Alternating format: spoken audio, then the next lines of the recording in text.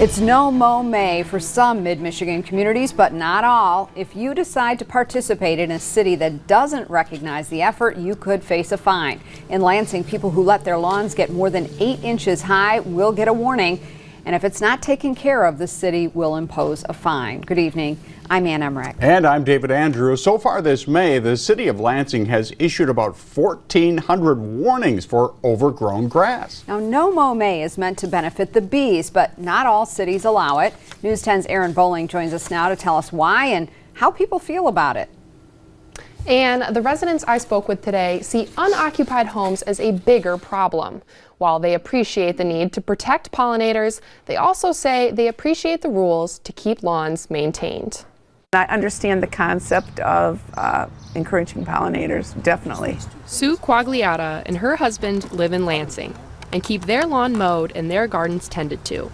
For their neighbors, however, it's a different story. There's yards on their street that people aren't living in the houses, and so they grow long, and then one of the neighbors calls. Lansing's code enforcement will issue warnings and fines to unkept lawns, but she says it's a reoccurring problem with empty homes. However, in her yard, they've found another way to support local pollinators. What we do as a family, and I think my sons both do it, is we don't spray pesticides. There's quite a bit of dandelions in this lawn behind me right now, and while the city of Lansing expects people to maintain their lawns year-round, a lot of the people I spoke with today said they were confused by No Mow May and whether it applied to them or not. Until the ordinance changes, we will be following the ordinance, and again, it's a city council decision to change that ordinance. The city of Lansing doesn't allow grass past 8 inches and does not make an exception for the month of May. Mayor Andy Shore says warnings and fines are usually handed out on a complaint basis, complaints that some No Mow residents haven't received yet.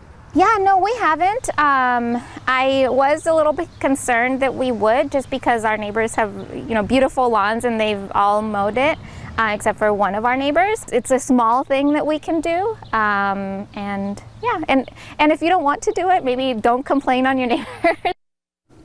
Mayor Andy Shore says they get thousands of unkept lawn complaints every year. If you don't comply with the initial warning issued, the city will charge you $265 in fines and an additional $95 per hour for a mowing service. In the studio, Aaron Bowling, News 10.